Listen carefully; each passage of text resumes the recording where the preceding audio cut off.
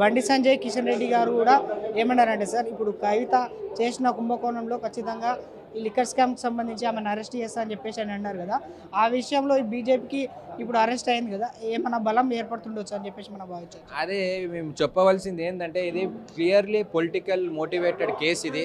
మరి ఈ కేసు ఒక మద్యం పాలసీ, ఢిల్లీ రాష్ట్రం ఒక మద్యం పాలసీకి సంబంధించిన కేసు ఇది.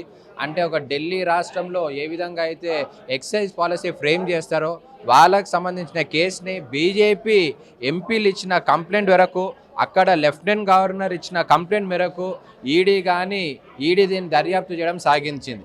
మరి దీనికి సంబంధించి అక్కడ డిప్యూటీ సీఎంని కూడా అరెస్ట్ చేసిండ్రు. ఏ విధంగా అయితే సిబిఐ అని చిత్రహింసలు పెట్టి బీజేపీలోకి రావాలి, మీరు బీజేపీలోకి వచ్చినట్టయితే మీకు ముఖ్యమంత్రి పదవి ఇస్తాము, బీజేపీకి రానట్టయితే మీకు ఎట్టి పరిస్థితుల్లో మీరు జైల్లో వెళ్తారు అని చెప్పిన విషయాన్ని కూడా సాక్షాత్తు మనీష్ సిసోడియానే పలుమార్లు జాతీయ మీడియాకు తెలపడం జరిగింది.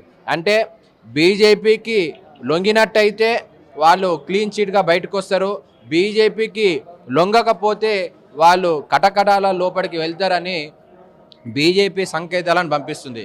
ఎక్కడైతే ఎవరినన్నా ప్రతిపక్ష పార్టీలని బెదిరించాలనే ఉద్దేశంతో మరి ఈడీ కానీ సిబిఐ కానీ ప్రభుత్వ సంస్థలైన ఈడీ సిబిఐ ఐటీని పెట్టుకొని మరి ఈరోజు మరి ప్రతిపక్ష పార్టీల మీద 95% కేసుల వరకు సిబిఐ, ఈడీ, ఐటీ మరి కేసెస్ ఫైల్ చేయడం జరిగింది.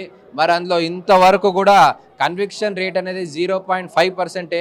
ఏది కూడా ఎవిడెన్స్ లేకుండా కేవలం ఒక బురద చల్లే కార్యక్రమం ఈరోజు బీజేపీ చేస్తుంది అనే ఈ ప్రభుత్వ సంస్థలను పెట్టుకొని ప్రతిపక్ష పార్టీలని, ప్రతిపక్ష నాయకులని భయభ్రాంతులకి బీజేపీ, మోడీ, అమిత్ షా గురి చేస్తున్నారని ఈ సందర్భంగా మేము తెలియజేస్తున్నాం.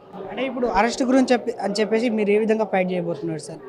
అక్రమంగా, అన్కాన్స్టిట్యూషనల్గా చేసిన అరెస్టుని మేము ఎట్టి పరిస్థితుల్లో, మాకు చట్టాల మీద నమ్మకం ఉంది, కోర్ట్స్ మీద నమ్మకం ఉంది, ఎట్టి పరిస్థితుల్లో అక్రమంగా బనాయించిన కేసు నిల్వవి.